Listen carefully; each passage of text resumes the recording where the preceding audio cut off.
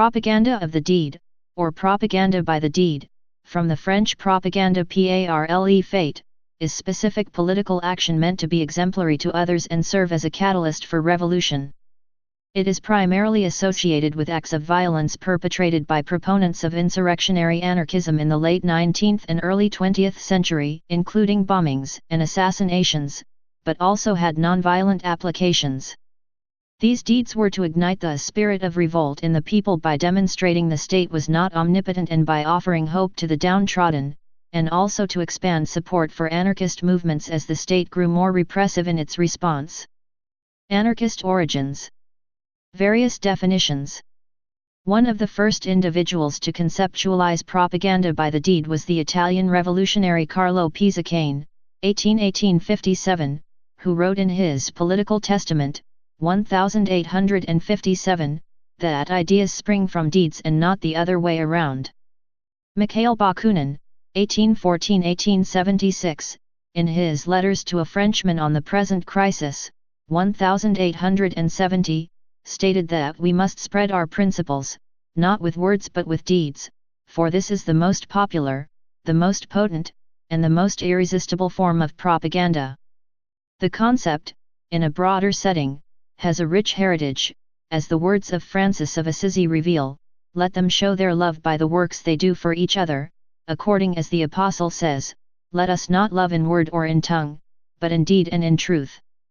Some anarchists, such as Johann Most, advocated publicizing violent acts of retaliation against counter-revolutionaries because we preach not only action in and for itself, but also action as propaganda.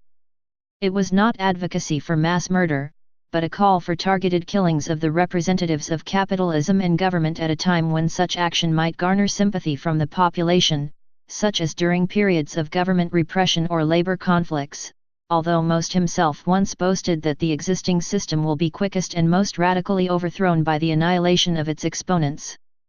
Therefore, massacres of the enemies of the people must be set in motion. In 1885, he published The Science of Revolutionary Warfare, a technical manual for acquiring and detonating explosives based on the knowledge he acquired by working at an explosives factory in New Jersey. Most was an early influence on American anarchists Emma Goldman and Alexander Berkman. Berkman attempted propaganda by the deed when he tried in 1892 to kill industrialist Henry Clay Frick following the deaths by shooting of several striking workers. Beverly Gage, professor of U.S. history at Yale University, elaborates on what the concept meant to outsiders and those within the anarchist movement. To outsiders, the talk of bombing and assassination that suddenly pulsed through revolutionary circles in the late 1870s sounded like little more than an indiscriminate call to violence. To most and others within the anarchist movement, by contrast, the idea of propaganda by deed, or the attentat, attack, had a very specific logic. Among anarchism's founding premises was the idea that capitalist society was a place of constant violence. Every law, every church, every paycheck was based on force. In such a world, to do nothing, to stand idly by while millions suffered, was itself to commit an act of violence. The question was not whether violence per se might be justified, but exactly how violence might be maximally effective for, in Most's words, annihilating the beast of property that makes mankind miserable, and gains in cruelty and voracity with the progress of our so-called civilization. By the 1880s, the slogan propaganda of the deed had begun to be used both within and outside of the anarchist movement to refer to individual bombings, regicides, and tyrannicides. In 1881, propaganda by the deed was formally adopted as a strategy by the anarchist London Congress. In 1886, French anarchist Clement Duval achieved a form of propaganda of the deed, stealing 15,000 francs from the mansion of a Parisian socialite, before accidentally setting the house on fire. Caught 2 weeks later, he was dragged from the court crying "Long live anarchy," and condemned to death. Duval's sentence was later commuted to hard labor on Devil's Island, French Guiana. In the anarchist paper Revolt, Duval famously declared that, "Theft exists only through the exploitation of man by man. When society refuses you the right to exist, you must take it, the policeman arrested me in the name of the law, I struck him in the name of liberty.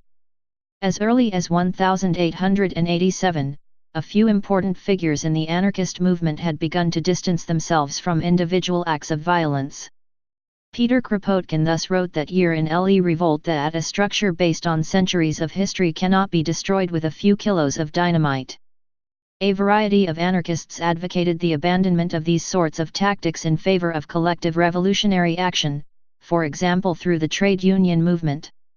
The anarcho-syndicalist, Fernand Pelloutier, argued in 1895 for renewed anarchist involvement in the labor movement on the basis that anarchism could do very well without the individual dynamiter.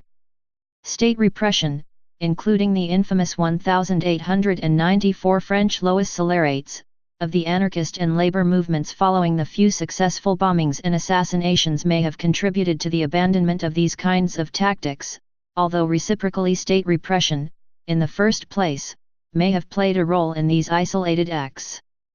The dismemberment of the French socialist movement, into many groups and, following the suppression of the 1871 Paris Commune, the execution and exile of many communards to penal colonies, favored individualist political expression and acts. Anarchist historian Max Nettolo provided a more complex concept of propaganda when he said that every person is likely to be open to a different kind of argument, so propaganda cannot be diversified enough if we want to touch all. We want it to pervade and penetrate all the utterances of life, social and political, domestic and artistic, educational and recreational. There should be propaganda by word and action, the platform and the press, the street corner, the workshop and the domestic circle, acts of revolt, and the example of our own lives as free men. Those who agree with each other may cooperate, otherwise they should prefer to work each on his own lines to trying to persuade one the other of the superiority of his own method. Later anarchist authors advocating propaganda of the deed included the German anarchist Gustav Landauer, and the Italians Enrico Malatesta and Luigi Galleani. For Gustav Landauer, propaganda of the deed meant the creation of libertarian social forms and communities that would inspire others to transform society. In Weak Statesmen, Weaker People, he wrote that the state is not something that one can smash in order to destroy. The state is a relationship between human beings, one destroys it by entering into other relationships. In contrast, Enrico Malatesta described propaganda by the deed as violent communal insurrections that were meant to ignite the imminent revolution. However, Malatesta himself denounced the use of terrorism and violent physical force, stating in one of his essays, "Violence, physical force, used to another's hurt, which is the most brutal form of struggle between men can assume, is eminently corrupting. It tends, by its very nature, to suffocate the best sentiments of man, and to develop all the antisocial qualities, ferocity, hatred, revenge, the spirit of domination and tyranny, contempt of the weak, servility towards the strong. And this harmful tendency arises also when violence is used for a good end. Anarchists who rebel against every sort of oppression and struggle for the integral liberty of each and who ought thus to shrink instinctively from all acts of violence which cease to be mere resistance to oppression and become oppressive in their turn are also liable to fall into the abyss of brutal force. The excitement caused by some recent explosions and the admiration for the courage with which the bomb throwers faced death, suffices to cause many anarchists to forget their program, and to enter on a path which is the most absolute negation of all anarchist ideas and sentiments. At the other extreme, the anarchist Luigi Galleani, perhaps the most vocal proponent of propaganda by the deed from the turn of the century through the end of the First World War, took undisguised pride in describing himself as a subversive, a revolutionary propagandist and advocate of the violent overthrow of established government and institutions through the use of direct action, i.e., bombings and assassinations. Galleani heartily embraced physical violence and terrorism, not only against symbols of the government and the capitalist system, such as courthouses and factories, but also through direct assassination of enemies of the people, capitalists, industrialists, politicians, judges, and policemen. He had a particular interest in the use of bombs, going so far as to include a formula for the explosive nitroglycerin in one of his pamphlets advertised through his monthly magazine, Cronica Sovversiva. By all accounts, Galliani was an extremely effective speaker and advocate of his policy of violent action, attracting a number of devoted Italian-American anarchist followers who called themselves Galleanists. Carlo Buda, the brother of Galleanist bomb maker Mario Buda, said of him, "You heard Galliani speak, and you were ready to shoot the first policeman you saw." Illegalism. Propaganda of the deed is also related to illegalism, an anarchist philosophy that developed primarily in France, Italy, Belgium, and Switzerland during the early 20th century as an outgrowth of anarchist individualism. The illegalists openly embraced criminality as a lifestyle. Influenced by theorist Max Stirner's concept of egoism, the illegalists broke from anarchists like Clement Duval and Marius Jacob, who justified theft with a theory of individual reclamation.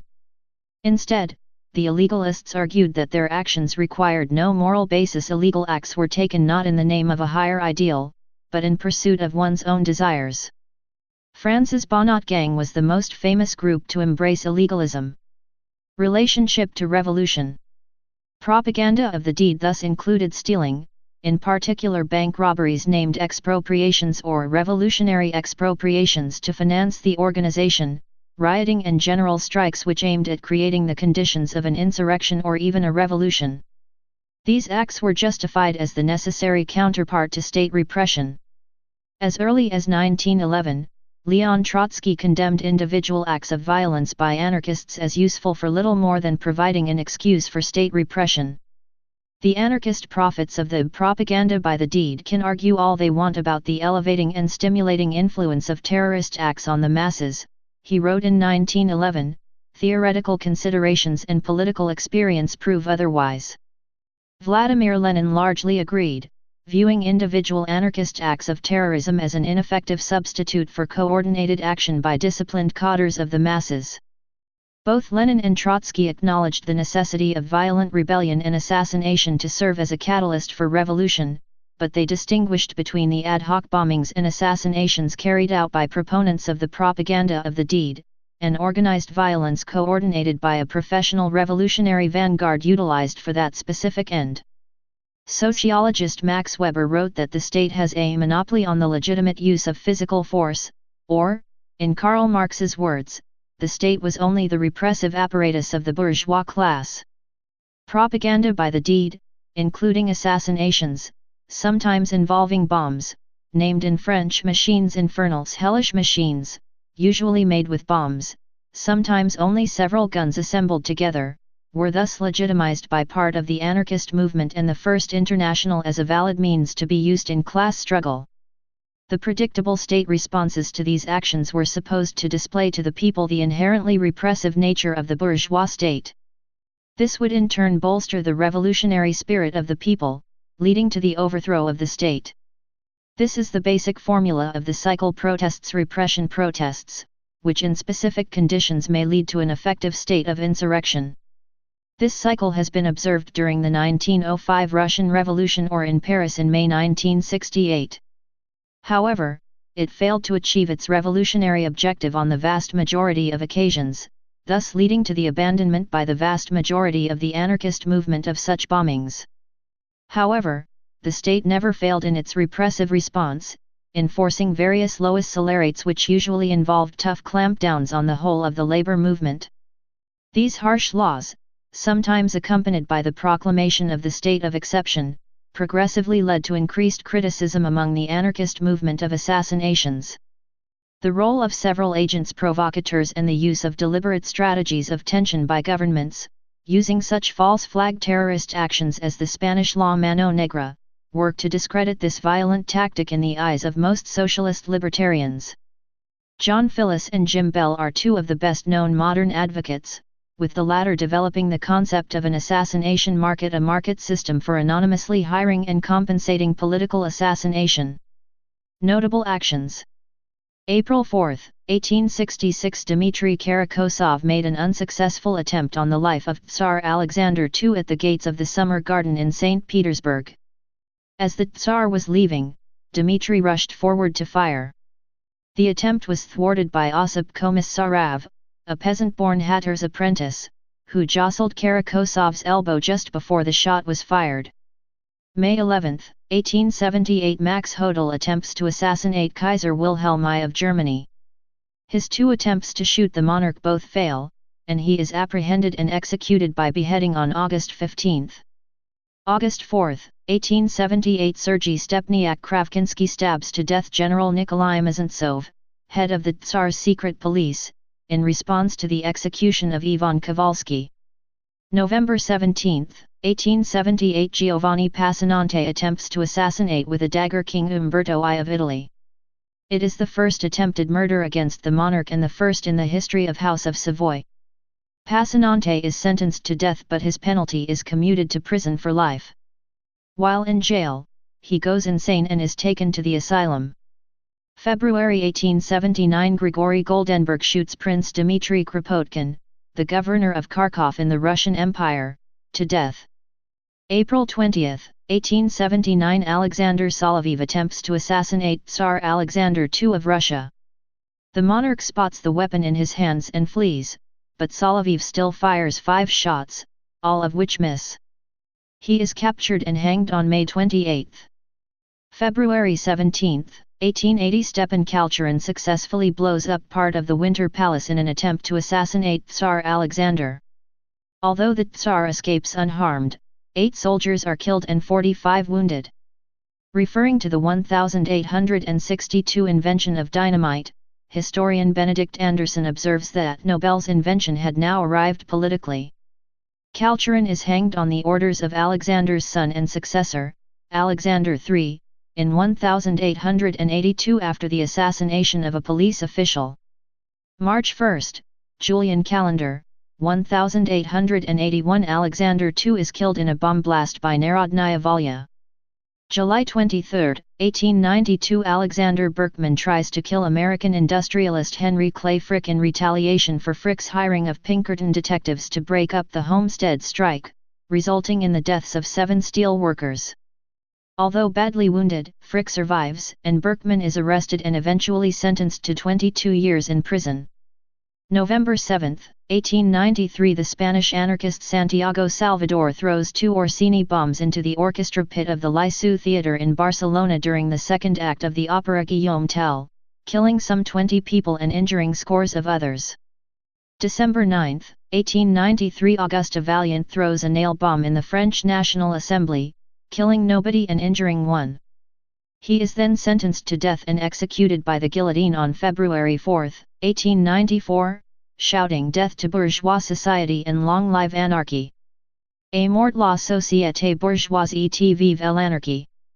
During his trial, Vaillant declares that he had not intended to kill anybody, but only to injure several deputies in retaliation against the execution of Ravicol, who was executed for 4 bombings.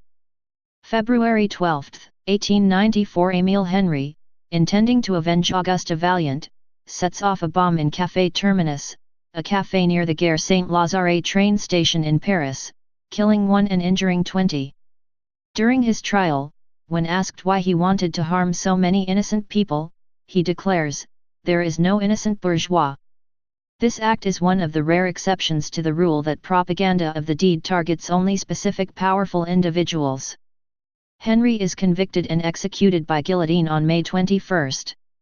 June 24, 1894 Italian anarchist Santa Geronimo Caserio, seeking revenge for Auguste Vaillant and Émile Henry, stabs Sadi Carnot, the President of France, to death. Caserio is executed by guillotine on August 15. November 3, 1896 In the Greek city of Patras, Dimitris Matsalis, an anarchist shoemaker, attacks banker Dionysios Fragopoulos and merchant Andreas Koulas with a knife. Fragopoulos is killed on the spot, Koulas is seriously wounded. April 22, 1897 Pietro Accerito tries to stab King Umberto of Italy. He is sentenced to life imprisonment. August 8, 1897 Michel Angiolillo shoots dead Spanish Prime Minister Antonio Canovas del Castillo at a thermal bath resort, seeking vengeance for the imprisonment and torture of alleged revolutionaries at the Montjuic fortress. Angiolillo is executed by garrote on August 20. September 10, 1898 Luigi Galleani stabs to death Empress Elizabeth, the consort of Emperor Franz Joseph I of Austria-Hungary, with a needle file in Geneva, Switzerland.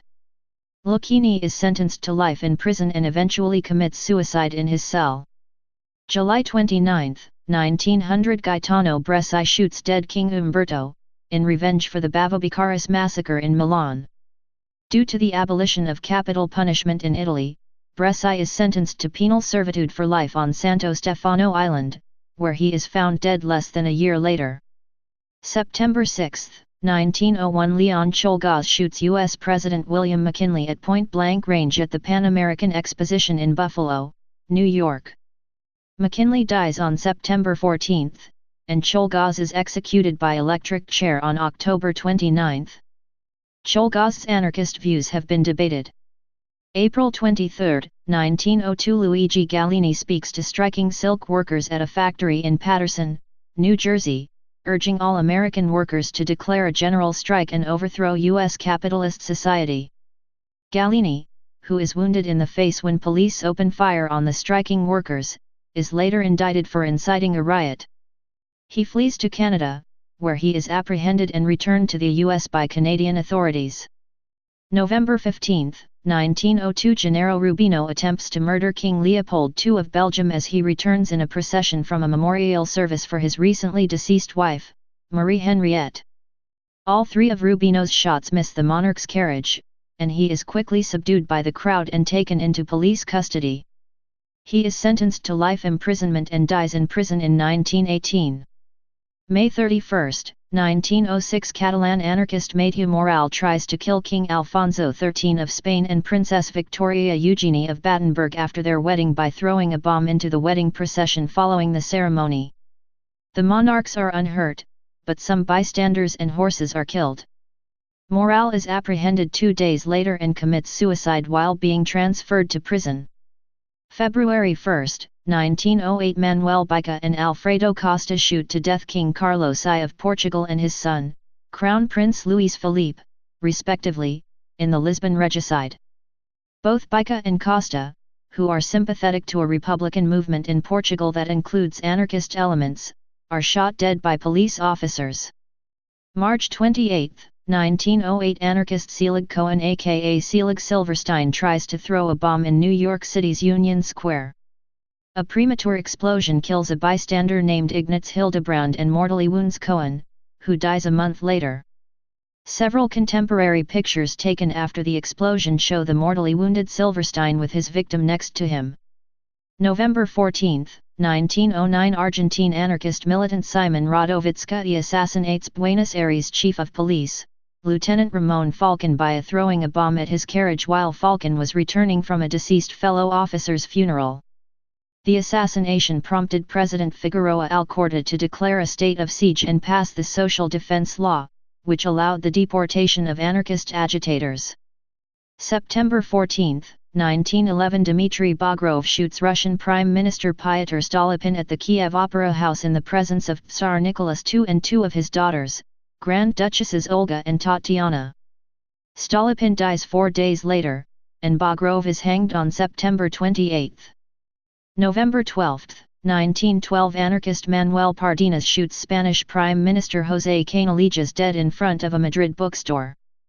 Pardinas then immediately turns the gun on himself and commits suicide. March 18, 1913 Alexandros Skinas shoots dead King George I of Greece while the monarch is on a walk near the White Tower of Thessaloniki. Skinas is captured and tortured. He commits suicide on May 6 by jumping out the window of the gendarmerie, although there is speculation that he could have been thrown to his death. July 4, 1914, a bomb being prepared for use at John D. Rockefeller's home at Tarrytown, New York explodes prematurely, killing 3 anarchists, Arthur Caron, Carl Hansen, and Charles Berg, and an innocent woman, Mary Chavez. October 13 and November 14, 1914 Galleanists radical followers of Luigi Galleani explode 2 bombs in New York City after police forcibly disperse a protest by anarchists and communists at John D. Rockefeller's home in Tarrytown. In 1914, Marie Gans threatens to shoot John D. Rockefeller as she arrives with a crowd and a loaded pistol in front of the Standard Oil building in Manhattan. He is not in. July 22, 1916 San Francisco Preparedness Day bombing. 10 persons killed, 40 injured. November 24, 1917 9 policemen and a bystander in Milwaukee, Wisconsin killed when a time bomb left at a Catholic church by Galleanists was taken to a police station, where it exploded. April to June 1919 United States anarchist bombings. April 28 Mayor Ole Hansen of Seattle, Washington, receives a Galleanist mail bomb, defused. April 29 a Galleanist mail bomb intended for U.S. Senator Thomas W. Hardwick explodes, burning a servant and blowing off her hands. June 2 Galleanist Carlo Valdenosi killed when his bomb, intended for the Washington, D.C. home of U.S. Attorney General A. Mitchell Palmer, explodes prematurely. June 3 New York City night watchman William Boner killed by a Galleanist bomb placed at a judge's house. September 16, 1920. The Wall Street bombing kills 38 and wounds 400 in the Manhattan Financial District. Galleanists are believed responsible, particularly Mario Buda, the group's principal bomb maker, although the crime remains officially unsolved. March 8, 1921. 3 anarchists on a motorcycle shoot dead Spanish Prime Minister Eduardo Dato Irradier in Puerta de Alcalá, Madrid. 1922 Gustave Bouvet attempts to kill French President Alexander Millerand. May 25, 1926. Shalom Schwarzbard assassinates Simon Petliura, head of the government-in-exile Ukrainian People's Republic, in Paris. After an 8-day trial, he is acquitted by the jury, who has been convinced of Schwarzbard's just cause. The core of his defense was that he was avenging the deaths of victims of pogroms by Petliura's forces. October 31, 1926. Antio Zamboni, April 11, 1911 October 31, 1926, was a 15-year-old anarchist who tried to assassinate Benito Mussolini in Bologna, by shooting at him during the parade celebrating the March on Rome. Zamboni, whose shot missed Mussolini, was immediately attacked and lynched by nearby squadristi, fascist squads. 1926–1928. Several bombings in Argentina organized by the Italian anarchist Severino Di Giovanni, in the frame of the international campaign supporting Sacco and Vanzetti and against fascist Italy's interests in Argentina. Bombings of the U.S. Embassy, of the Buenos Aires offices of Citibank of New York and Bank of Boston, and of the Italian consulate on May 23, 1928. September 27, 1932. A dynamite-filled package bomb left by Galleanists destroys Judge Webster Thayer's home in Worcester, Massachusetts, injuring his wife and a housekeeper. Judge Thayer had presided over the trials of Galleanists Sacco and Vanzetti. Modern. May 1968. Riots in Paris. The New York-based group Black Mask becomes up against the wall motherfuckers and carry out artistic propaganda of the deed. October 8, 1969. The U.S. group Weatherman's first event is to blow up a statue in Chicago, Illinois, dedicated to police casualties in the 1886 Haymarket riot. The Days of Rage riots then occur in Chicago during 4 days. 287 Weatherman members are arrested, and one of them killed. December 6, 1969. Several Chicago police cars parked in a precinct parking lot at 3600 North Halsted Street, Chicago, are bombed.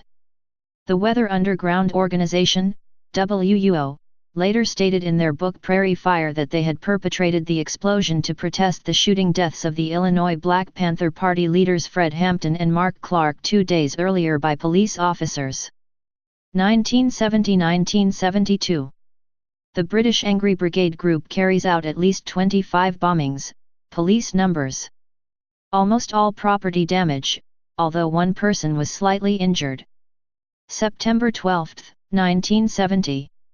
The WUO helps Dr. Timothy Leary, LSD scientist, break out and escape from the California Men's Colony Prison. October 8, 1970. Bombing of Marin County, California, U.S., courthouse in retaliation for the deaths of Jonathan Jackson, William Christmas, and James McLean. October 10, 1970. The Queens Courthouse is bombed to express support for the New York prison riots. October 14, 1970. The Harvard Center for International Affairs is bombed to protest the war in Vietnam. September 28, 1973. The ITT headquarters in New York and Rome, Italy are bombed in response to ITT's role in the September 11, 1973 Chilean coup. November 6, 1973. The U.S. group Symbionese Liberation Army, SLA, assassinates Oakland, California Superintendent of Schools Dr. Marcus Foster and badly wounded his deputy Robert Blackburn. December 20, 1973 Spanish Prime Minister Luis Carrero Blanco was assassinated in Madrid as his car drove over a bomb planted by the Basque separatist group EDA. September 11, 1974. Bombing of Anaconda Corporation, part of the Rockefeller Corporation, in retribution for Anaconda's involvement in Pinochet's coup exactly a year before. December 1975.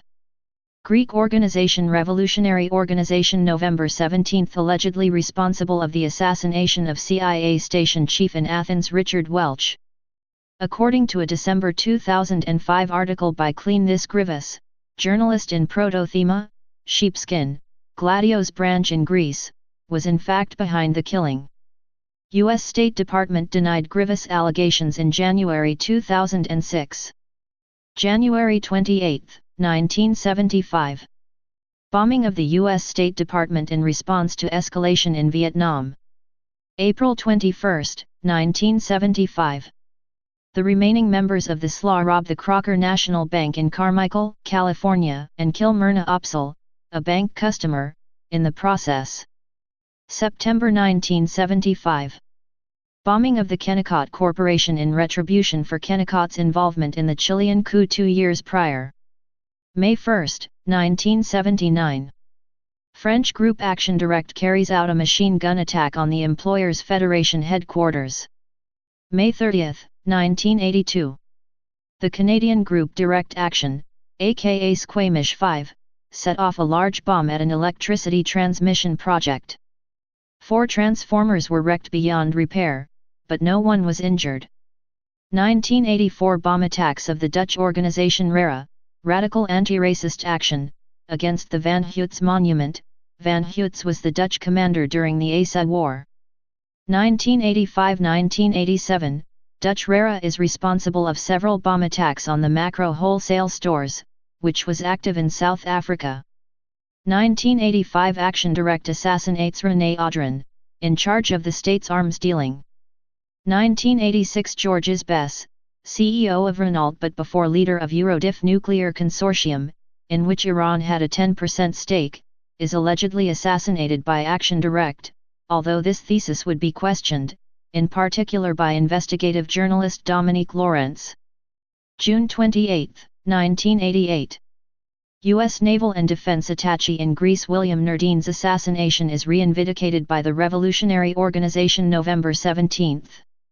September 26, 1989.